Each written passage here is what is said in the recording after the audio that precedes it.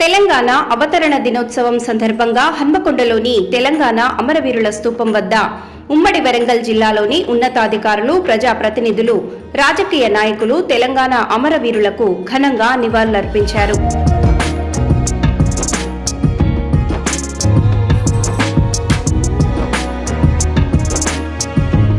అమరవీరులకు హన్మకొండ జిల్లా collector Sikta Patnaik, Warangal police commissioner Ambar Kishore Jha ఉన్నతాధికారులు నివాళులర్పించారు.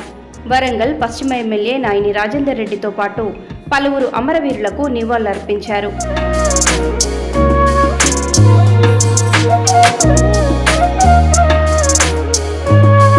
అనంతరం హన్మకొండ జిల్లా కలెక్టర్ కార్యాలయ ఆవరణలో జిల్లా కలెక్టర్ సిక్తా పట్నాయక్ జాతీయ జెండాను ఆవిష్కరించారు.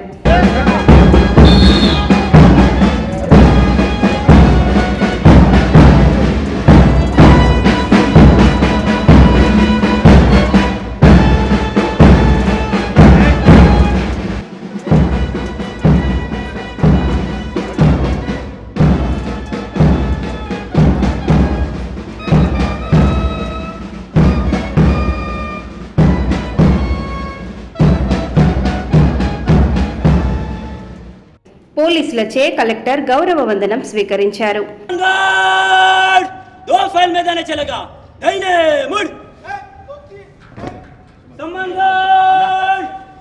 ఈ సందర్భంగా కలెక్టర్ మాట్లాడుతూ, సాధించుకున్న తెలంగాణలో నూతన ప్రభుత్వ హయాంలో ప్రజాపాలన కొనసాగుతున్నదని అన్నారు. జిల్లాలో విద్య, వైద్యం, సంక్షేమ పథకాలు అమలు జరుగుతున్నాయని, ప్రజలకు పథకాలను అందించేందుకు అందరూ కృషి చేయాలన్నారు. జిల్లాలో పరిపాలన పారదర్శకంగా కొనసాగుతున్నదని, ప్రజలకు జవాబుదారీగా ఉంటామని తెలియజేశారు.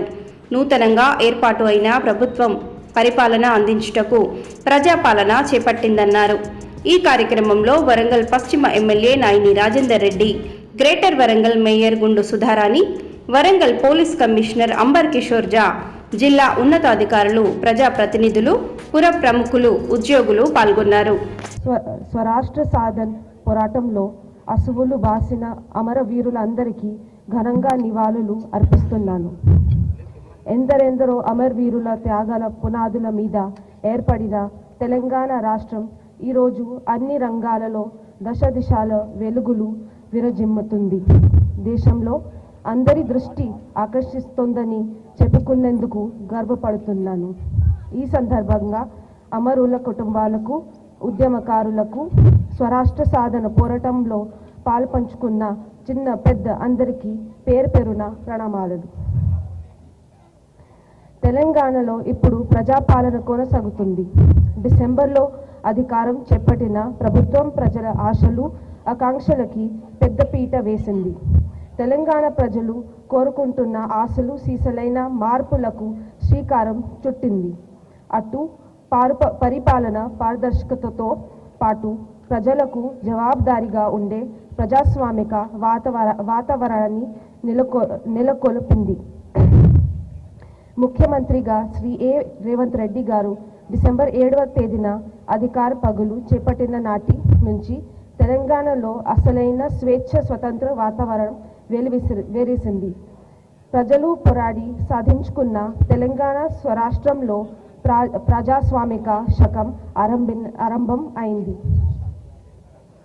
నూతన ప్రభుత్వం పారదర్శక పాలన అందించేందుకు రాష్ట్ర వ్యాప్తంగా ప్రజాపాలన కార్యక్రమాన్ని చేపట్టింది. ప్రజాపాలన కార్యక్రమం ద్వారా అర్హులైన ప్రజల నుండి జిల్లాలో దరఖాస్తులను స్వీకరించడం జరిగింది. గృహజ్యోతి పథకం కింద జిల్లాలో 98,157 మంది అర్హులకు 9.76 కోట్ల రూపాయలు లబ్ధి చేకూర్చమైనది.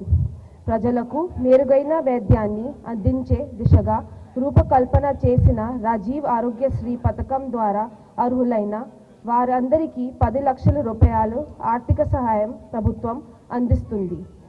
జిల్లాలో ఈ పథకం విజయవంతంగా కొనసాగుతున్నాయి.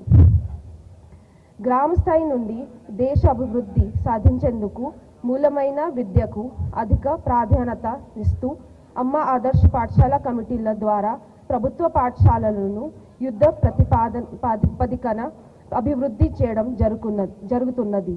ఈ పథకంలో భాగంగా జిల్లాలో 270 ప్రభుత్వ పాఠశాలలను అభివృద్ధి చేయడం జరిగింది. ఈ విద్యా సంవత్సరం 10వ తరగతి పరీక్షలలో మన జిల్లా నుండి రెగ్యులర్ విద్యార్థులు ఉత్తీర్ణత 96.91% ఉంటుంది. జూన్లో పాఠశాలల ప్రారంభానికి ముందే రాష్ట్రమంతా బడిబాట కార్యక్రమాన్ని నిర్వహిస్తున్నాం. పాఠశాలలో అవసరమైన పనులన్నీ గ్రామాల్లో స్వయం సహాయక సంఘాలతో చేయిస్తున్నాము. విద్యార్థులకు యూనిఫామ్లను కుట్టించే పనులను వారికే అప్పగించాము. ప్రభుత్వం స్వయం సహాయక సంఘాల మహిళలకు ఆర్థిక చేయూతను అందించే కార్యక్రమాలు చేపట్టుతోంది. రైతు సంక్షేమానికి రాష్ట్ర ప్రభుత్వం కట్టుబడి ఉంది. వ్యవసాయానికి నాణ్యమైన విద్యుత్తుతో పాటు రైతు భరోసా పథకం అమలుకు అన్ని చర్యలు తీసుకుంటున్నాము.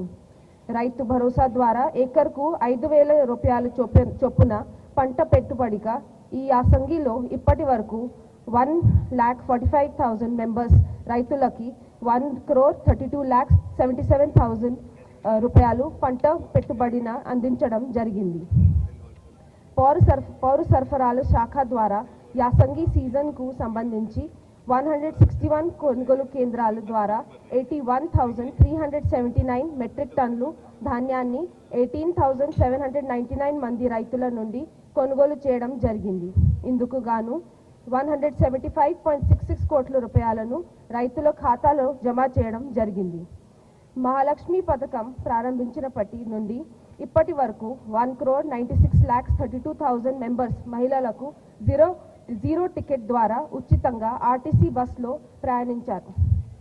మహాలక్ష్మి పథకంలో భాగంగా 500 రూపాయలకు గ్యాస్ సిలిండర్ పంపిణీ చేసే పథకాన్ని రాష్ట్ర ప్రభుత్వం అమలు చేసింది.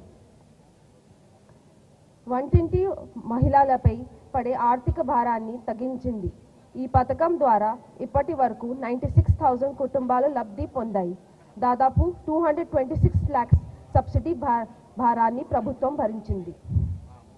ఈ ఆర్థిక సంవత్సరంలో మహాత్మా గాంధీ జాతీయ గ్రామీణ ఉపాధి హామీ పథకం కింద 19,26 lakhs పని దినాల లక్ష్యానికి గాను 21,94 పని దినాలు కల్పించడం జరిగింది. జిల్లాలో చేయూత పథకం ద్వారా 1,04,904 మందికి 24.97 కోట్ల రూపాయలను ప్రతి నెల పెన్షన్ ద్వారా అందించడం జరుగుతున్నది.